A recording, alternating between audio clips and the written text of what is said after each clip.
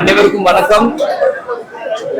இவ்வளவு நாள் நம்ம எல்லாருமே சந்தோஷத்தையும் சிரிப்போடையும் நம்ம எல்லார் வாழ்க்கையும் முன்னாடி கொண்டு போன ஒரு முக்கியமான நபர் அண்ணன் ரோபோ சங்கர் இன்னைக்கு மொத்த தமிழ்நாடுமே அழுக வச்சிருக்காரு. இது உண்மையிலே ரொம்ப ஒரு ஷாக்கிங்கா ஒரு எப்படி நம்பவே முடியாத ஒரு விஷயமா நான் பாக்குறேன். ஏன்னா இப்ப கூட ஒரு நிகழ்ச்சியில போய் கலந்துக்குன்னு ரொம்ப சந்தோஷமா ஆடிட்டு இருந்தாரு. நம்ம எப்போ நம்ம விஜய் டிவி திறந்தாலும் ரோபோ சங்கரனை வந்து மக்களை சிரிச்சு வச்சிட்டு இருக்காரு. இன்னைக்கு அவர் குடும்பமே இன்னைக்கு அழுதுட்டு இருக்கும் போது அது உண்மையிலே கஷ்டமா இருக்கு. ஏன்னா ஒரு சமீப காலமா கேப்டன் மறைவுக்கு பிறகு எப்பயுமே கேப்டன் ஆலயத்துக்கு வந்து குடும்பத்தோட வந்து அவங்க அன்னதானம் கொடுக்கறதோ இல்ல அப்பா என்னோட சேர்ந்து அன்னதானம் கொடுக்கறதோ என்னோட சேர்ந்து சில விஷயங்கள் பேசுறதோ அடிக்கடி வந்துட்டு இருந்தாலும் ஒரு சமீப காலமா ரொம்ப க்ளோஸ் ஆயிட்டாரு. அண்ணனும் இந்திரா அவங்க பொண்ணும் அவங்க ஒய்ஃப் எல்லாருமே.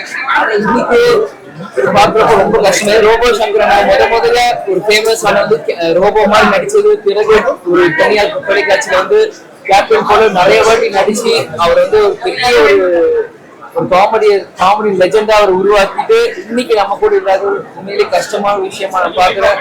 நிச்சயம் அவங்க குடும்பத்துக்கு கண்டிப்பா எங்க குடும்பம் சார்பாக ஒரு அண்ணனாவும் தம்பியாகவும் நாங்க வந்து துணை நிற்போம். இந்திராவும் சரி அவங்க அவங்க அவங்க அக்கா அவங்க ஒய்ஃப் அவங்களுக்கும் சரி. ஏன்னா இன்ஸ்டாகிராம்ல தொடர்ந்து அவங்க ஒய்ஃப் எனக்கு டெய்லி எனக்கு மெசேஜ் அனுப்புவாங்க. ஏதாச்சும் ஒண்ணு எதுவா இருந்தாலும் எனக்கு சப்போர்ட் பண்ணி எனக்கு பேசிட்டு இருப்பாங்க.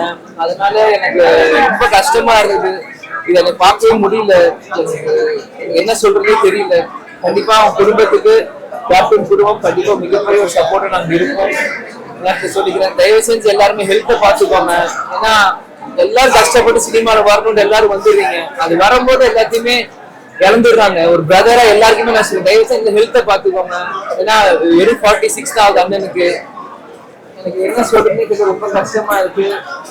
எல்லாரும் நம்மளை சிரிக்க வச்சு நம்ம கூட இல்லை. எல்லாம் ஹெல்த்தை பார்த்துக்கோங்க. என்ன சொல்றது தெரியல.